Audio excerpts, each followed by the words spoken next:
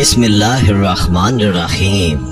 معزز سامع کرامی، آج تک آپ نے ابلیس کے بارے میں سنا ہوگا کہ انسان کو ہمیشہ عبادت سے گمراہ کرتا ہے۔ آج کا واقعہ اتنا عجیب ہے کہ جسے سن کر آپ حیرت میں پڑ جائیں گے۔ ایک شخص اندھیری رات میں نماز پڑھنے کے لیے گھر سے نکلا۔ اندھیرے کی وجہ سے اسے ٹھوکر لگ گئی اور وہ منہ کے بل گر گیا۔ کیچڑ سے اٹھ کر وہ گھر واپس آیا اور لباس تبدیل کر کے دوبارہ مسجد کی طرف چل دیا۔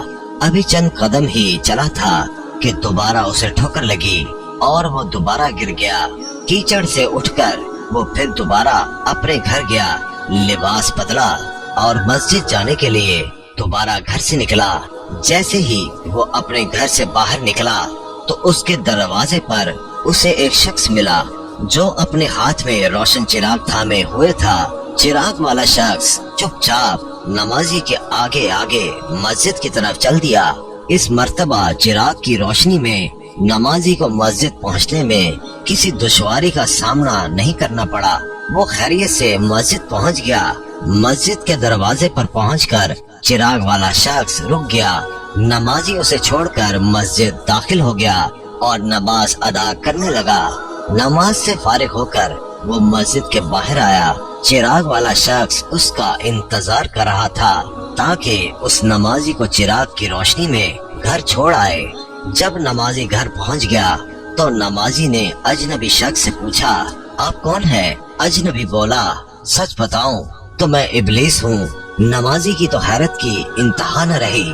نمازی سوچنے لگا، ابلیس شیطان کیسے مجھے مسجد تک چھوڑ سکتا ہے؟ اس کا کام تو لوگوں کو بہکانا ہے۔ تو شخص نے بڑی حیرت کے ساتھ ابلیس سے پوچھا، تجھے تو میری نماز رہ جانے پہ خوش ہونا چاہیے تھا، تو پھر تم چراغ کی روشنی میں مجھے مسجد تک کیوں لے گئے؟ ابلیس نے جواب دیا، جسے سن کر وہ شخص بھی حیران رہ گیا اور آپ سب بھی حیرت میں پڑ جائیں گے۔